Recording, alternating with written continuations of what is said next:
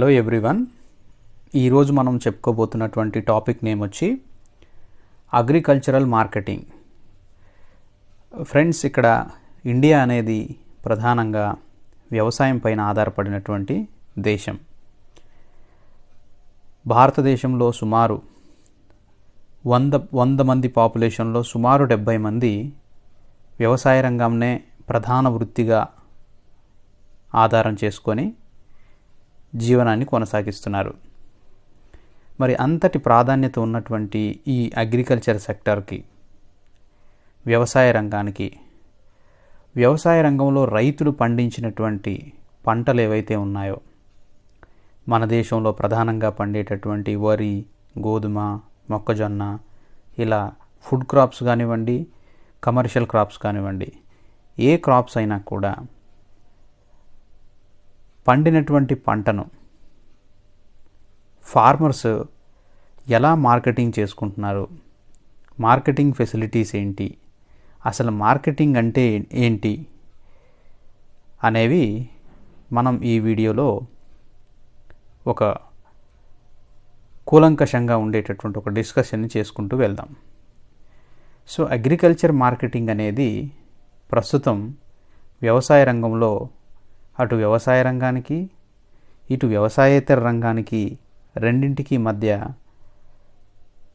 ఒక చైన్ లాగా, ఒక డెవలప్మెంట్ ప్రాసెస్లో ఒక చైన్ లాగా యూజ్ అవుతున్నటువంటి దానిగా మనం అగ్రికల్చర్ మార్కెటింగ్ అని చెప్పవచ్చు. రైతులు తమ దగ్గర పండినటువంటి పంటను, రైతులు ఎంత కష్టపడి పంటలు పండించినప్పటికీ కూడా ఆ పంటలు కన్జ్యూమర్కు, అల్టిమేట్ కన్జ్యూమర్కు చేరే వరకు ఆ మధ్యలో జరిగేటటువంటి ప్రాసెస్ అంతటినీ కూడా మనం అగ్రికల్చరల్ మార్కెటింగ్ అని చెప్పవచ్చు. సో అగ్రికల్చరల్ మార్కెటింగ్ యొక్క విషయాలు మనం పరిశీలిస్తే, ఇక్కడ the term agricultural marketing is composed of 2 words, agriculture and marketing. So agriculture in the broadest sense means activities aimed at the use of natural resources for human welfare. న్యాచురల్గా మనం పండించినటువంటి resources ఏవైతే ఉన్నాయో, న్యాచురల్ రిసోర్సెస్ను బేస్ చేసుకొని మనం పండిస్తున్నటువంటి పంటలు. So ఈ resources అన్నీ కూడా మానవుల సంక్షేమం కోసం జరిగేటటువంటి, మానవుల వెల్ఫేర్ని, హ్యూమన్ వెల్ఫేర్ని పెంపొందింపజేయడం కోసం జరిగేటటువంటి, ఈ మధ్యలో జరిగేటటువంటి యాక్టివిటీస్ అంతటినీ కూడా మనం ఏమంటాము అంటే అగ్రికల్చరల్ మార్కెటింగ్. అగ్రికల్చర్, ఇక్కడ 2 పదాలు మనం డిస్కస్ చేస్తున్నాము. అగ్రికల్చర్కి ఇంపార్టెన్స్ ఉంటుంది, యాజ్ వెల్ యాజ్ మార్కెటింగ్కి ఇంపార్టెన్స్ ఉంటుంది. అగ్రికల్చర్ అంటే న్యాచురల్గా మనకి ఏదైతే నేచర్ ద్వారా వచ్చినటువంటి రిసోర్స్ ద్వారా మనం పండించిన పంటలు ఏవైతే ఉన్నాయో, ఆ పంటలను మానవుల యొక్క వెల్ఫేర్ పెంచడం కోసం, వారి యొక్క ఆహార అవసరాలను తీర్చడం కోసం వారికి పంపిణీ చేసేటటువంటి, వారి వెల్ఫేర్ని పెంపొందింపజేసేటటువంటి యాక్టివిటీస్ అంతటినీ కూడా, అంటే పంట పండిన దగ్గర నుంచి అల్టిమేట్ కన్జ్యూమర్కు చేరే వరకు మధ్యలో జరిగేటటువంటి ఈ తతంగాన్ని అంతటినీ కూడా మనం అగ్రికల్చరల్ మార్కెటింగ్ అని పిలవచ్చు.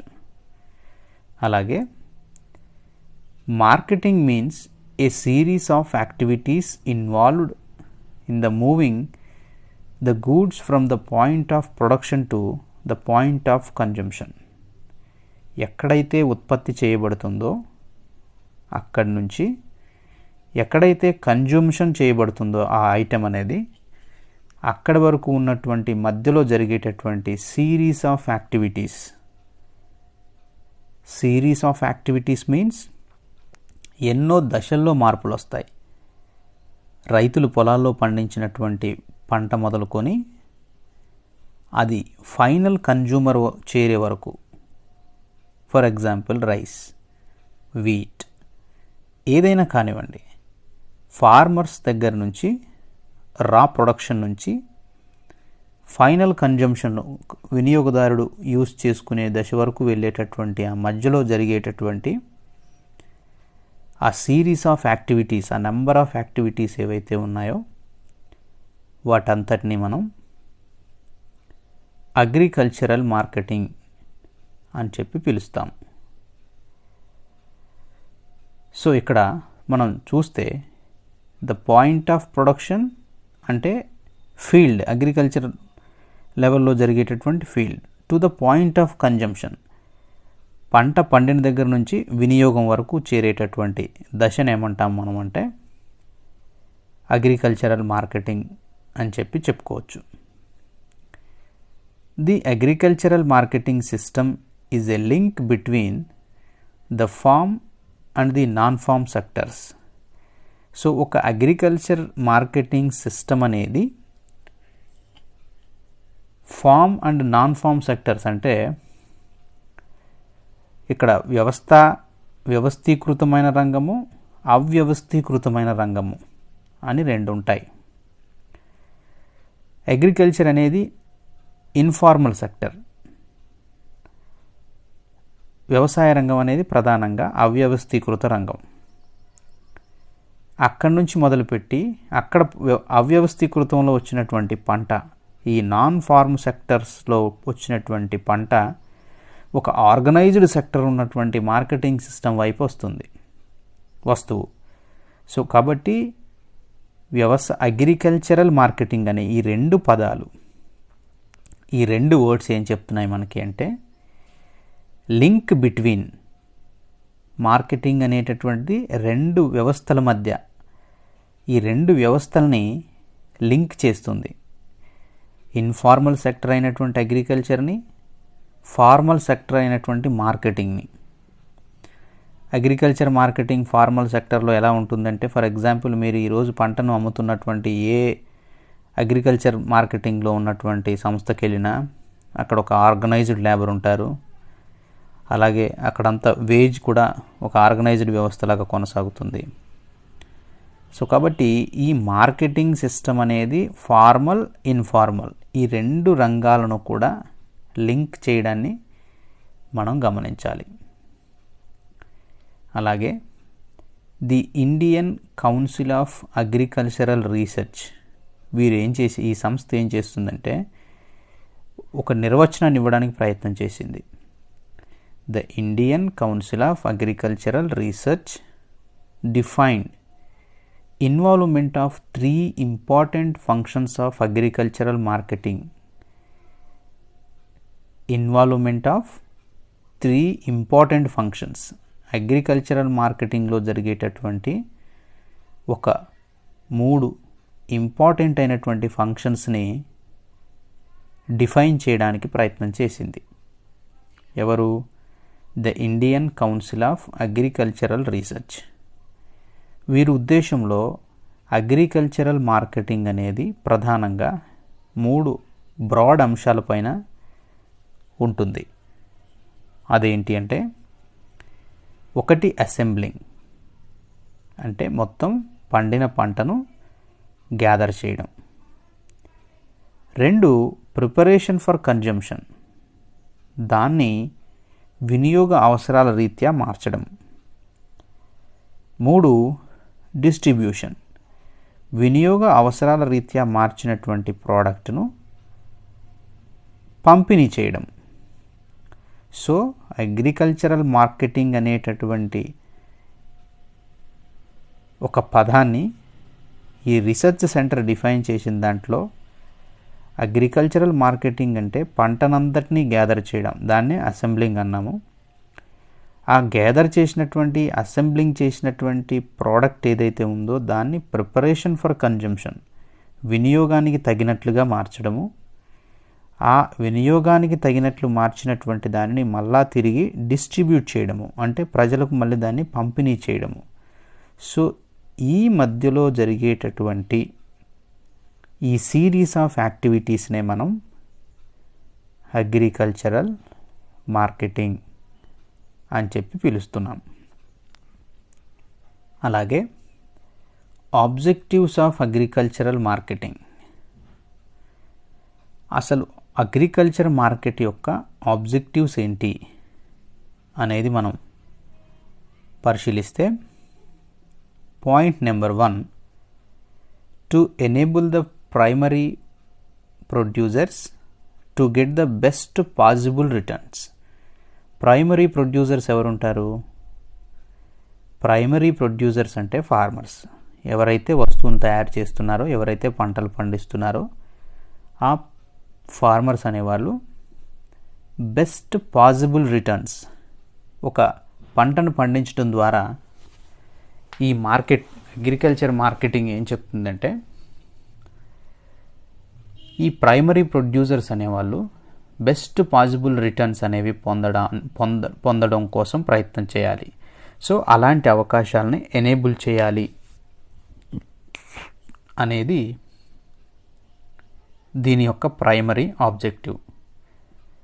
అలాగే to provide facilities for lifting all produce, the farmers are willing to sell at an incentive price.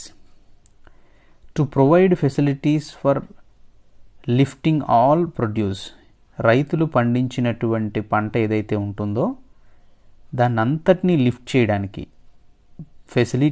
Facilities provide చేయాలి.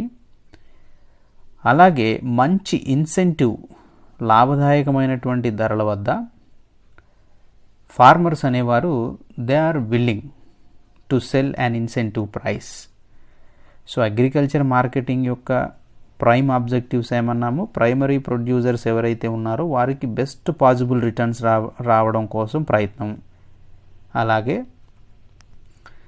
ఈ ఫెసిలిటీస్, మొత్తం వారు పండించిన పంట అంతటినీ కూడా లిఫ్ట్ చేయడానికి ఫెసిలిటీస్ కల్పించాలి. ఫార్మర్స్ దగ్గర నుంచి మంచి ఇన్సెంటివ్ ప్రైస్ వారు పొందేటట్టుగా, వారి యొక్క పంటను అమ్మేటట్టుగా మంచి ధరల వద్ద అవకాశం కల్పించాలి, ఆ సౌకర్యాలు కల్పించాలి. అలాగే to reduce the price difference between the primary producer and ultimate consumer. మన దగ్గర చూసినట్లయితే దేశంలో ఫుడ్ క్రాప్స్నే మనం గమనిస్తే, ఆహార పంటలు, టొమాటో, ఆనియన్ లాంటి డైలీ నిత్యావసర వస్తువులైనటువంటి ఈ వెజిటేబుల్ క్రాప్స్ ఏవైతే ఉన్నాయో అవి ఫార్మర్ దగ్గర తనకు అయ్యేటటువంటి ఇన్వెస్ట్మెంట్ ద్వారా తన దగ్గర పండినటువంటి పంటకు ఒక రేటు ఉండడము, రైతుకేమో అసలు ధరే దొరకదు. బట్ కన్జ్యూమర్ మార్కెట్లో టొమాటో కానీ ఆనియన్స్ కానీ కొనాలి అంటేనేమో చాలా హై ప్రైస్ అనేది కన్జ్యూమర్స్ పే చేయడం అనేది జరుగుతుంది. మార్కెట్లో వినియోగదారులు అత్యధికంగా ధరలు పే చేస్తారు. అదే పంట పండించిన ఫార్మర్ మాత్రం ఆ పంటకు సరైన ధర లేక రోడ్డు మీద వస్తువులను పడేసిపోవడాన్ని మనం గమనిస్తుంటాం. సో కాబట్టి ఈ రెండింటి మధ్య ఉండేటటువంటి గ్యాప్ ఏదైతే ఉందో, కన్జ్యూమర్కి, ప్రొడ్యూసర్కి, వీరిద్దరి మధ్య ఉన్నటువంటి ధరల్లో వీరిద్దరు పొందేటటువంటి వ్యత్యాసం ఏదైతే ఉందో, ఒకరు హై ప్రైస్ పే చేస్తున్నారు సేమ్ ప్రోడక్ట్కి, పండించినటువంటి అదే ఫార్మరు ఆ ప్రోడక్ట్కి సరైనటువంటి ప్రైస్ పొందలేకపోతున్నాడు.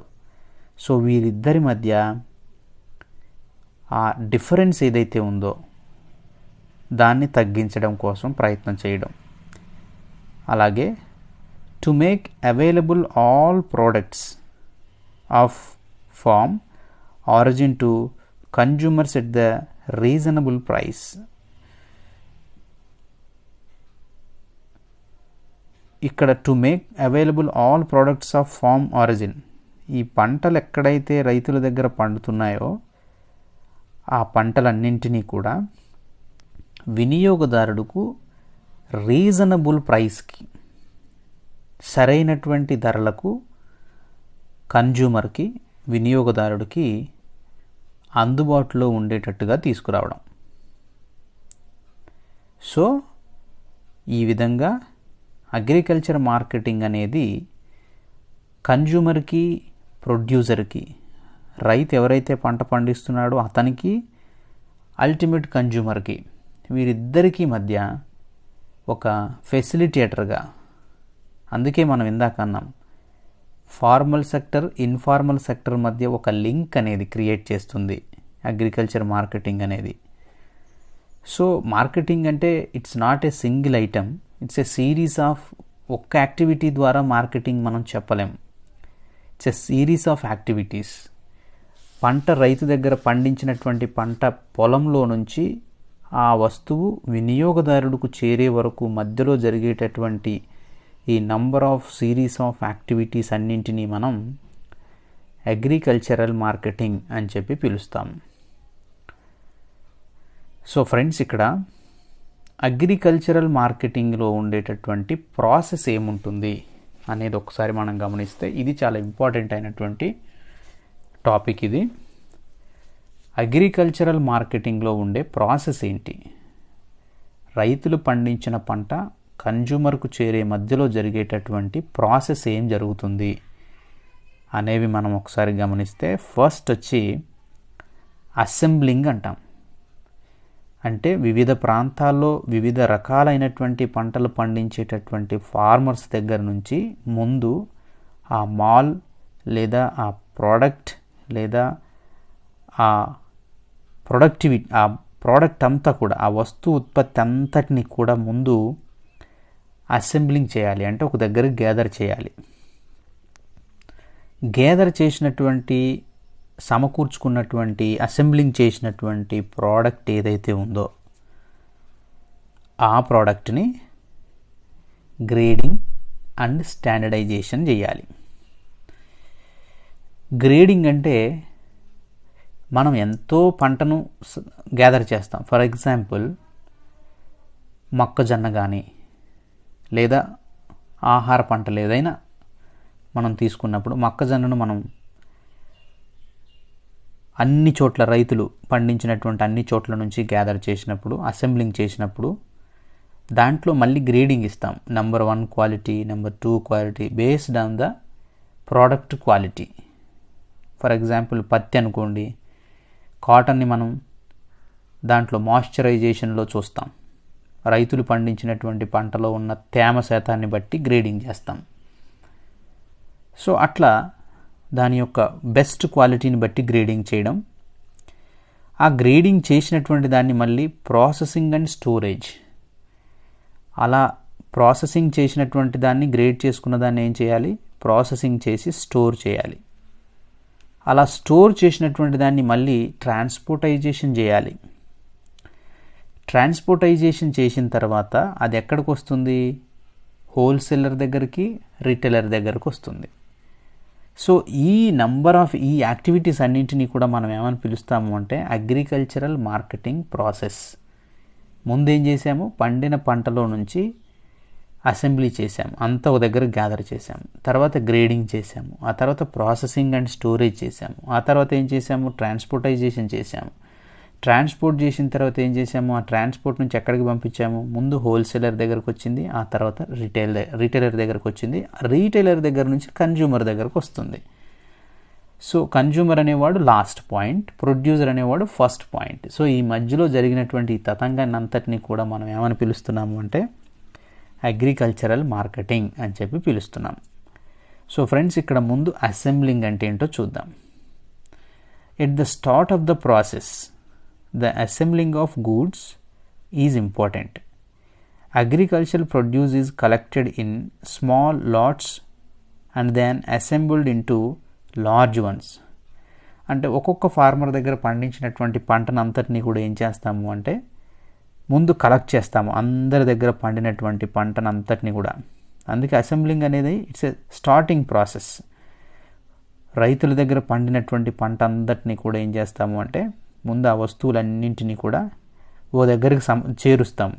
ప్రతి ఒక గ్రామంలో లేదా ఒక మండలంలో లేదా ఒక డిస్ట్రిక్ట్లో లేదా ఒక స్టేట్లో ఎంత క్రాప్ పండింది, వరి అయితే ఎంత మొత్తంలో పండింది, సో అది ఎంత సమకూర్చారు, ఎన్ని రైస్ మిల్స్లో దాన్ని స్టోరేజ్ చేసాము, ఎంత గ్యాదర్ చేసాము అనే పాయింట్ వస్తుంది. ముందు వస్తువుని అసెంబ్లింగ్ చేస్తాము, వస్తువుని అంతటిని కూడా ఒక దగ్గరికి కలెక్ట్ చేస్తాము. చిన్న చిన్న పార్ట్లుగా కలెక్ట్ చేసినటువంటి దాన్ని ఒక లార్జ్ వన్గా అసెంబ్లింగ్ చేస్తాము. చేసిన తర్వాత this function becomes essential because of small size of farmers and small quantity of production. ఎందుకంటే రాష్ట్రం మొత్తంలో ఒక లార్జ్ ఫార్మర్ నుంచి, స్మాల్ ఫార్మర్ దగ్గర నుంచి, medium farmer, marginal farmer, small farmer, medium farmer, large farmer, ఈ విధంగా 4 కేటగిరీస్ ఉంటారు. అంటే చిన్న చిన్న రైతులు కూడా కొంచెం క్వాంటిటీలో వారు వస్తువులను ఉత్పత్తి చేస్తారు. అలా వస్తువులు ఉత్పత్తి చేసిన వారి దగ్గర నుంచి, చిన్న రైతులు, పెద్ద రైతులు అందరి దగ్గర నుంచి కలెక్ట్ చేసినటువంటి దాన్ని ఎందుకు ఎసెన్షియల్ అంటే చిన్న సన్నకారు రైతులు ఉంటారు కాబట్టి వారి దగ్గర నుంచి వారు పండించే పంటను మనం గ్యాదర్ చేయాలి. సో అలా గ్యాదర్ చేసినటువంటి దాన్ని మనం ఏమంటాము అంటే అసెంబ్లింగ్ అని చెప్పి పిలుస్తాం. అసెంబ్లింగ్ ప్రాసెస్ అయిపోయింది అంటే రైతులు పండించినటువంటి పొలాల్లో ఉన్న పంటనంతా ఒక దగ్గరికి పోగు చేసాము, దాన్ని అసెంబ్లింగ్ అన్నాం. పోగు చేసినాక ఏం చేస్తాము అంటే ఒక దగ్గరికి అంతా సమకూర్చినాక నెక్స్ట్ ప్రాసెస్ ఏం చేస్తాము, when goods are assembled grading and standardisation have to be undertaken. మనం ఒక గుడాంలోకి కానీ లేదా ఒక పర్టికులర్ మార్కెట్ సెంటర్కి కానీ వస్తువులను సమకూర్చుకున్న తర్వాత అక్కడ క్వాలిటీ మనం గ్రేడింగ్ ఇచ్చుకుంటాము. నెంబర్ 1 ఉన్నటువంటిది, నెంబర్ 2 ఉన్నటువంటిది, నెంబర్ 3 ఉన్నటువంటిది. ఫర్ ఎగ్జాంపుల్ కాటన్ని సమకూర్చామనుకోండి, దాంట్లో మాయిశ్చరైజేషన్ చాలా లిమిటెడ్ క్వాంటిటీలో ఉన్నదాన్ని నెంబర్ 1 గ్రేడింగ్ చేసుకుంటాము. మాయిశ్చరైజేషన్ బాగా ఉన్నదాన్ని నెంబర్ 2 క్వాలిటీలోకి చేసుకుంటాము. అలాగే మిర్చిని తీసుకున్నా కూడా దాంట్లో మనం నెంబర్ 1, నెంబర్ 2, నెంబర్ 3 అని ఇట్లా గ్రేడింగ్స్ చేసుకుంటాం. సో పండిన పంట ఓ దగ్గరికి వచ్చిన తర్వాత నెక్స్ట్ ప్రాసెస్ని ఏమంటాము అంటే గ్రేడింగ్ అనేది స్టార్ట్ అవుతుంది. గ్రేడింగ్ అనేది చేశాక సో ఈ గ్రేడింగ్లో ఏం జరుగుతుంది, because of the difference in taste and needs of the buyers. ఈ గ్రేడింగ్ ఎందుకు చేయాలి అంటే వినియోగదారుడి యొక్క అభిరుచులను అనుగుణంగా, వినియోగదారుడి యొక్క అభిరుచిని బట్టి, వారి యొక్క అవసరాలను బట్టి ఈ గ్రేడింగ్ అనేది జరుగుతుంది. Whatever is assembled is to be classified in different lots according to their inherent qualities such as colour, size, taste and utility. ఈ గ్రేడింగ్ వేటిపైన బేస్ అయి ఉంటుంది, అలా సమకూర్చుకున్నటువంటి ఆ వస్తువు యొక్క గ్రేడింగ్ ఎలా దాని యొక్క కలర్ని బట్టి, దాని యొక్క సైజుని బట్టి, కన్జ్యూమర్ యొక్క టేస్ట్ని బట్టి, ఆ వస్తువుకు ఉన్నటువంటి ఉపయోగిత విలువను బట్టి మనం ఏం చేస్తాము అంటే గ్రేడింగ్ అనేది స్టార్ట్ చేయడం జరుగుతుంది. So because of the difference in taste and needs of the buyers, whatever is assembled is to be classified in different lots of according to their inherent qualities such as ఆ వస్తువుకు ఉండేటటువంటి inherent qualities ఏవైతే ఉన్నాయో అవి కలర్లో కానీ, సైజులో కానీ, టేస్ట్లో కానీ అండ్ యూటిలిటీ. సో వీటిని ప్రామాణికంగా చేసుకొని మనం గ్రేడింగ్ చేయడాన్ని గమనించాలి. అలాగే the classification is affected on the basis of certain specific characteristics which are codified into grades and then become standard by which the assembled lots are judged. So వాటిని మనం code చేసుకుంటాం.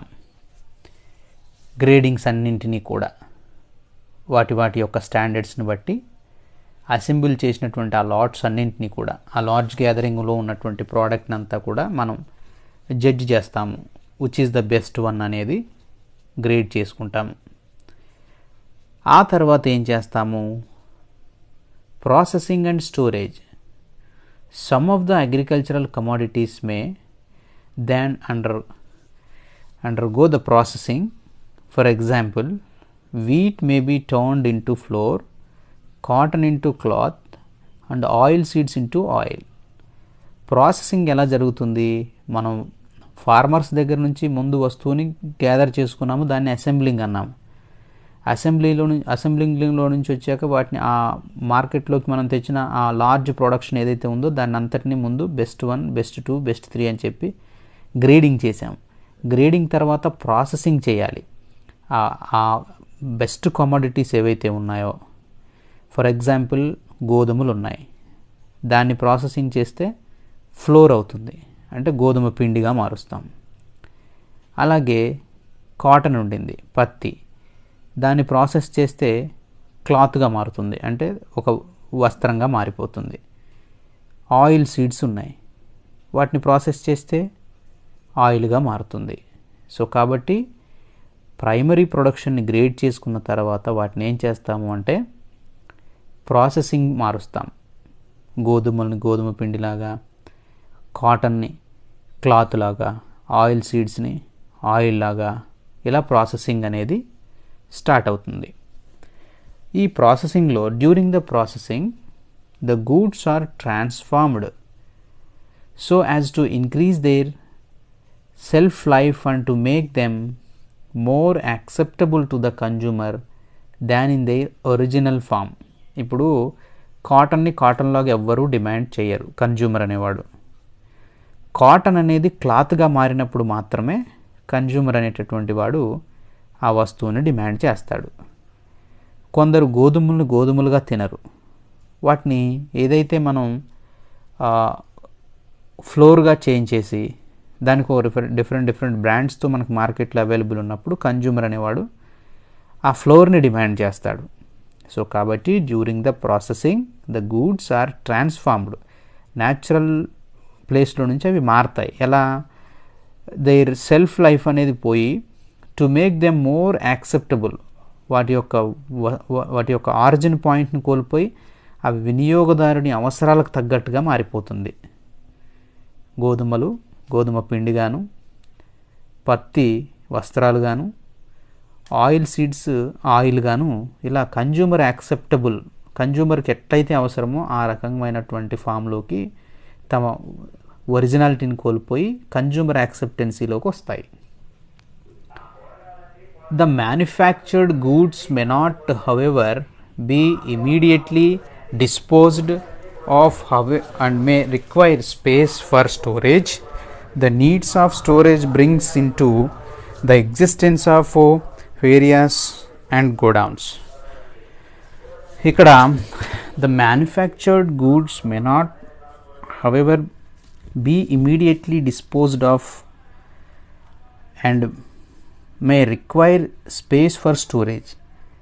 The needs of storage brings into the existence of warehouse and godowns. ఇలా తయారు చేసినటువంటి process చేసినటువంటి ఈ goods అనేవి ఒక స్టోరేజ్ పాయింట్లోకి వస్తాయి.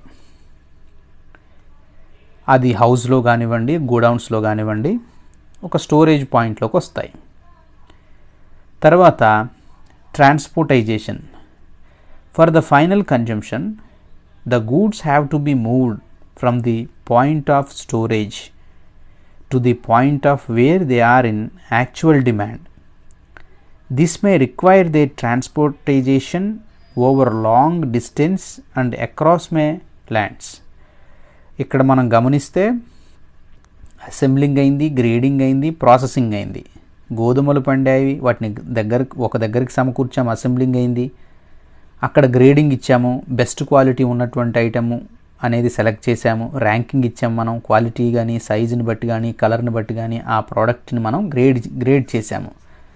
అలా గ్రేడ్ చేసినటువంటి ఆ గోధుమలను ఏం చేసాము, మళ్ళీ ప్రాసెసింగ్ చేసి ఫ్లోర్గా మార్చాము, పిండిగా మార్చాము. సో ఆ పిండిగా మార్చి దాన్ని ఒక దగ్గర స్టోర్ చేసాము. స్టోర్ చేసిన తర్వాత ఏం చేస్తున్నాము అంటే ఫైనల్ స్టెప్ ఏముంది అంటే ట్రాన్స్పోర్టైజేషన్ జరగాలి. ఎలా, ఏ బేస్ మీద జరుగుతుంది ట్రాన్స్పోర్టైజేషన్ అంటే for the final consumption the goods have to be moved from the point of storage. ఎక్కడైతే మనం గోడౌన్స్లో కానీ, ఇంట్లో కానీ ఎక్కడైతే స్టోర్ చేసి పెట్టామో ఆ రా మెటీరియల్ని, ఆ ఫ్లోర్ని కానీ, ఆ వస్త్రాలను కానీ, ఆ ఆయిల్ని కానీ ఎక్కడైతే మనం స్టోర్ చేసామో from the point of store దగ్గర నుంచి to the point of where there are in actual demand. ఇవి ఎక్కడైతే డిమాండ్ ఉన్నాయో అక్కడికి ట్రాన్స్పోర్ట్ అవ్వాలి, అన్ని చోట్లకు పోవు. గోధుమ పిండి ఎక్కువగా ఎక్కడ సేల్ అవుతుందో అక్కడికి ట్రాన్స్పోర్ట్ అవుతుంది. ఆయిల్కి ఎక్కడైతే డిమాండ్ ఉండిందో ఆ ఆయిల్కి ఉన్న డిమాండ్ని బట్టి ఆ ప్లేస్కి ట్రాన్స్పోర్ట్ అవుతుంది. వస్త్రాలకు ఎక్కడైతే డిమాండ్ ఉంటుందో ఆ ప్లేస్కి డిమాండ్ మారిపోవడం అనేది జరుగుతుంది, అంటే అక్కడికి ట్రాన్స్పోర్ట్ చేయడం అనేది జరుగుతుంది. So this may require the transportization over long distance and across may lands. ఎంత దూరమైనా ఏదైనా కూడా సో ఈ విధంగా పండినటువంటి పంట అనేది చివరి దశలో ట్రాన్స్పోర్టైజేషన్ వరకు వస్తుంది. So it may be necessary to store them again for a while on arrival before they could be sold to the wholesaler and throw them to the retailers. ఇప్పుడు it may be necessary to store them again for a while on arrival before. ఈ ట్రాన్స్పోర్టైజేషన్ చేస్తున్నటువంటి టైంలో ఆ product అనేది అది wholesaler దగ్గరకు కానీ retailer దగ్గరకు కానీ ఈ ఐటెం ఏదైతే ఉంటుందో చేరుకుంటుంది అక్కడికి. హోల్సేలర్ రీటైలర్ని గురించి మాట్లాడితే the task of making the goods available to the consumer for the final consumption is interested upon the wholesaler and the retailer. ఇప్పుడు రైతుల దగ్గర పండించినటువంటి పంటను మనం ప్రాసెసింగ్ చేసి దాన్ని స్టోరేజ్ చేసి ట్రాన్స్పోర్టైజేషన్ చేస్తున్నాం. ఆ వస్తువుకి యాక్చువల్ డిమాండ్ ఎక్కడైతుందో అక్కడికి ట్రాన్స్పోర్టైజేషన్ చేస్తున్నాం. ఈ ట్రాన్స్పోర్టైజేషన్ కూడా ఎక్కడ తీసుకుంటున్నాము అంటే ఈ హోల్సేలరు రీటైలర్ కూడా కన్జ్యూమర్ యొక్క ఇంట్రెస్ట్ను బట్టి వీరు కన్జ్యూమర్ యొక్క ఫైనల్ కన్జంప్షన్ చేసేవారి యొక్క డిమాండ్ ఎక్కడైతే ఉంటుందో అక్కడ ఉన్నటువంటి హోల్సేలర్కి రీటైలర్స్ అనేవాళ్ళు ఈ ప్రోడక్ట్ని కొనడం అనేది జరుగుతుంది. ఆ తర్వాత they are the final link in the process of agricultural marketing and they play vital role in the entire process. ఇక్కడ అసలు తతంగం అనేది ఉంటుంది. హోల్సేలరు రీటైలర్ వాళ్ళు ఎవరైతే ఉన్నారో so they are the final link in the process of agriculture marketing. ప్రైమరీగా producers పండించినటువంటి రైతులు ప్రైమరీ వ్యక్తులైతే ఫైనల్ లింక్ వచ్చేసి ఎవరున్నారు, హోల్సేలర్ కానీ రీటైలర్ కానీ వీళ్ళు అనేవాళ్ళు ఫైనల్ లింక్ ఉన్నారు. So agriculture marketing they play vital role in the entire process. ఈ ఎంటైర్ ప్రాసెస్లో మనకి ఎక్కువగా డామినేట్ చేస్తున్నటువంటి రంగం ఎవరు అంటే హోల్సేలర్ కానీ రీటైలర్ కానీ అనేవాళ్ళు వీళ్ళు క్రియాశీలకమైనటువంటి పాత్రను పోషిస్తున్నారు. అలాగే ఇక్కడ మనం ఇప్పటివరకు చూసిందంతా కూడా ఏంటి అంటే అగ్రికల్చర్ మార్కెటింగ్లో ఉన్నటువంటి కంప్లీట్ ప్రొసీజర్ ఎలా ఉండింది, ఆ ప్రాసెస్ ఎలా ఉండింది, అగ్రికల్చర్ మార్కెటింగ్లో జరిగేటటువంటి ప్రాసెస్ ఏంటి. ప్రాసెస్లో ముందుగా అసెంబ్లింగ్ జరిగిన దాని తర్వాత గ్రేడింగ్ జరిగింది. గ్రేడింగ్ చేసినటువంటి వస్తువుకేమో మనం గ్రేడింగ్ చేసి ప్రాసెసింగ్ చేశాము. ప్రాసెసింగ్ చేసినటువంటి ఐటెంని స్టోర్ చేశాము. ఆ స్టోర్ చేసినటువంటి దాన్ని ట్రాన్స్పోర్టైజేషన్ చేశాము. ట్రాన్స్పోర్టైజేషన్ ఎక్కడికి చేశాము, హోల్సేలర్కి రీటైలర్కి. సో ఈ విధంగా అగ్రికల్చర్ మార్కెటింగ్ అనేది ఒక చిన్న సెంటెన్స్ లేదా ఒక స్మాల్ యాక్టివిటీస్తో ఆగిపోయేది కాదు. It's a series of activities. రైతులు పొలాల్లో పండించినటువంటి పంట నుంచి మొదలు పెడితే ఆ పంట ఫైనల్గా కన్జ్యూమర్కు చేరే వరకు మధ్యలో జరిగేటటువంటి సిరీస్ ఆఫ్ యాక్టివిటీస్ ఏవైతే ఉన్నాయో ఈ సిరీస్ ఆఫ్ యాక్టివిటీస్నే మనం అగ్రికల్చరల్ మార్కెటింగ్ ప్రాసెస్ అని చెప్పి పిలుస్తాము. సో ఇప్పుడు మనం classification of agricultural marketings, agriculture మార్కెటింగ్లో ఉన్నటువంటి క్లాసిఫికేషన్ రకాలను ఒకసారి మనం గమనిస్తే a clear understanding of types, structure and functionaries of agricultural markets. ఏ బేస్ మీద మనం వాటిని చేస్తాము అంటే ఒకటి ఫ్రీక్వెన్సీని బట్టి మార్కెట్లను క్లాసిఫై చేయవచ్చు. తర్వాత టైప్స్ ఆఫ్ ప్రోడక్ట్స్ ట్రేడ్ని బట్టి మనం క్లాసిఫికేషన్ చేయవచ్చు. అలాగే types of transaction, area served, primary markets, secondary markets, terminal markets అని చెప్పి ఇన్ని రకాలుగా మనం అగ్రికల్చరల్ మార్కెట్ని క్లాసిఫికేషన్ చేయవచ్చు. సో మొదట మనం ఇక్కడ on the basis of the frequency at which the markets are held they can be classified as daily, weekly, ఈ విధంగా. అంటే ఈ ఫ్రీక్వెన్సీలో ఆన్ ద బేసిస్ ఆఫ్ ఫ్రీక్వెన్సీని బేస్ చేసుకొని మనం మార్కెట్లను క్లాసిఫై చేయడానికి ఆ వచ్చేటటువంటి ప్రజల యొక్క ఫ్రీక్వెన్సీని బట్టి మనం మార్కెట్లను క్లాసిఫై చేయవచ్చు. అలాగే టైప్స్ ఆఫ్ ప్రోడక్ట్స్ ట్రేడ్, ఇక్కడ a few markets might specialise in some products on the basis of the type of product traded.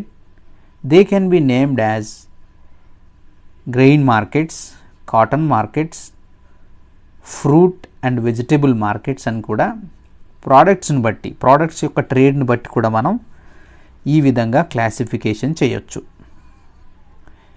అలాగే types of transaction, types of transaction అంటే ఇక్కడ చూడండి, టైప్స్ ఆఫ్ ట్రాన్సాక్షన్ని బట్టి మార్కెట్లను మనం ఎలా చెప్తాము, types of transaction. On the basis of their transactions the agriculture markets can be classified as spot and forward markets. ట్రాన్సాక్షన్స్ని బట్టి మార్కెట్లను రెండు రకాలుగా చెప్పొచ్చు. ఒకటి స్పాట్ అండ్ ఫార్వర్డ్ మార్కెట్స్ అని పిలుస్తాము.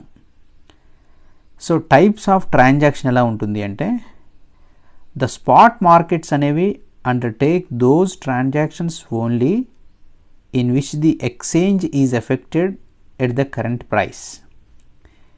సో స్పాట్ మార్కెట్స్ అనేవి కరెంట్ ప్రైస్ని పెట్టి చెప్పాము.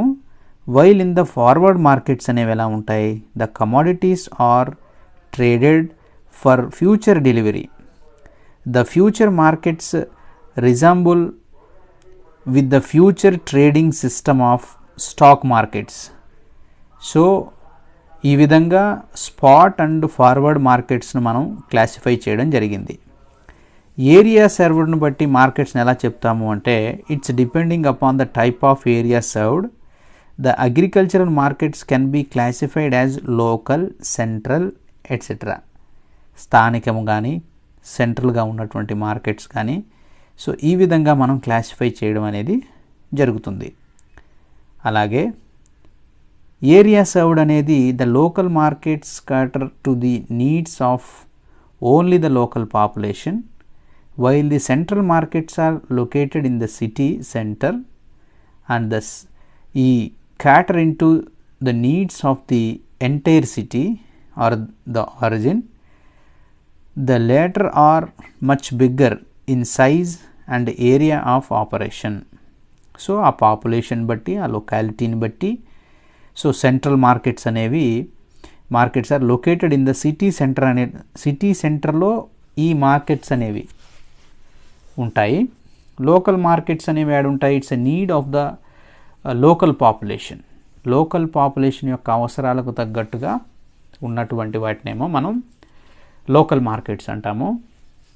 సెంట్రల్ మార్కెట్స్ అనేవేమో సిటీ సెంట్రల్లో ఉంటాయి, ప్రజల యొక్క అవసరానికి తగ్గట్టుగా. ప్రైమరీ మార్కెట్స్ అనేది ఒకసారి చూసినట్లయితే, these markets usually serve an area of 10 kilometers radius. So 10 kilometre పరిధిలో ఉంటాయి. They are generally held in the open and along road sides కానివ్వండి, in the importance or centrally situated localities. ఇంపార్టెంట్గా సెంట్రల్లో ఉన్నటువంటి లొకాలిటీస్లో కానివ్వండి, తర్వాత రోడ్ సైడ్స్లో కానివ్వండి, ఇలా ఉండేటటువంటి వాటిని, అంటే 10 kilometers లోపల ఉన్నటువంటి వాటిని ప్రైమరీ మార్కెట్స్ అని చెప్పి పిలుస్తాం. అలాగే సెకండరీ మార్కెట్స్ని చూస్తే these markets also mandis are regular wholesale markets and provide a permanent place for daily transaction. Secondary markets అనే వాటిని మండీస్ అంటాము. Regular wholesale markets provide a permanent place for daily transaction. ఒక పర్టికులర్ ప్లేస్లో ఎప్పటికీ అక్కడనే ట్రాన్సాక్షన్స్ జరిపేటటువంటి ఒక మార్కెట్ని మనం ఏమంటాము అంటే సెకండరీ మార్కెట్స్ అని చెప్పి పిలుస్తాము. అలాగే సెకండరీ మార్కెట్స్లో usually they are situated near railway station, shops are built in these markets. Postal, banking and telephone facilities are available at such places. So secondary markets usually situated near railway stations, shops are built in the markets. In these markets postal gani, banking and telephone facilities are available at such places. ఈ secondary markets లో postal facility, banking facility, telephone facilities అనేవి కొంచెం అవైలబిలిటీలో ఉంటాయి అనేది మనం గమనిస్తున్నాం. తర్వాత terminal markets. A terminal market is the place where the produce is either finally disposed of to the consumer or to the processor or assembled for exports. ఏదైతే ఎగుమతులు చేయడానికి గ్యాదర్ చేసినటువంటి ప్లేసులు కానివ్వండి, ఫైనల్గా ఎక్కడైతే తయారైనటువంటి వస్తువులంతా కూడా ఒక దగ్గర గ్యాదర్ అవుతుందో కన్జ్యూమర్ అవసరాల కోసం లేదా ఎక్స్పోర్ట్స్ చేయడం కోసం గ్యాదర్ చేసి పెట్టుకున్నటువంటి ఆ ప్లేస్ని అంతటిని కూడా మనం టెర్మినల్ మార్కెట్స్ అని చెప్పి పిలుస్తాము. So such markets are usually situated in metropolitan cities like Delhi, Bombay, Madras and Calcutta etcetera. In these markets, merchants are well organized and use modern marketing methods.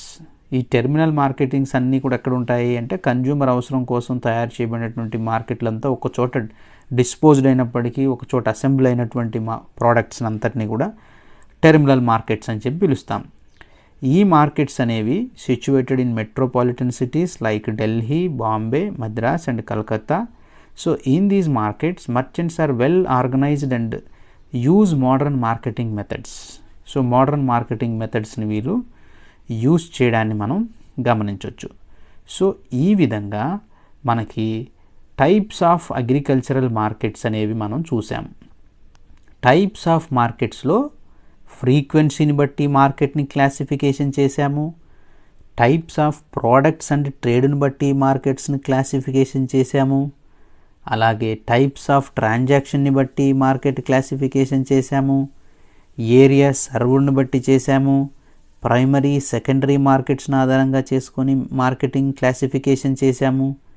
So terminal మార్కెట్స్ని కూడా మార్కెటింగ్ క్లాసిఫికేషన్లో ఒక భాగంగా చెప్పాము. సో 3, 4, 5, 6, 7. సో మార్కెటింగ్ అంతటినీ కూడా మనం 7 రకాలుగా అగ్రికల్చరల్ మార్కెటింగ్ని మనం 7 రకాలుగా వర్గీకరణ చేయడాన్ని మనం గమనించాలి. సో ఫ్రెండ్స్, మనం ఈ విధంగా ఈరోజు అగ్రికల్చరల్ మార్కెటింగ్ అంటే ఏంటి, అగ్రికల్చరల్ మార్కెటింగ్ సంబంధించినటువంటి ప్రాసెస్ చూసాము. Assembling, grading, processing, storage, transportization and wholesaler and retailer. So ఈ విధంగా ప్రాసెసింగ్ చూసాము. అలాగే అగ్రికల్చరల్ మార్కెటింగ్కి సంబంధించినటువంటి క్లాసిఫికేషన్ని కూడా ఈ క్లాసులో మనం పరిశీలించాము. సో ఫ్రెండ్స్, ఇది ఇవాల్టి అగ్రికల్చరల్ మార్కెటింగ్కి సంబంధించినటువంటి concept. So friends, thank you for watching. Do subscribe academic discussions channel. Thank you for watching.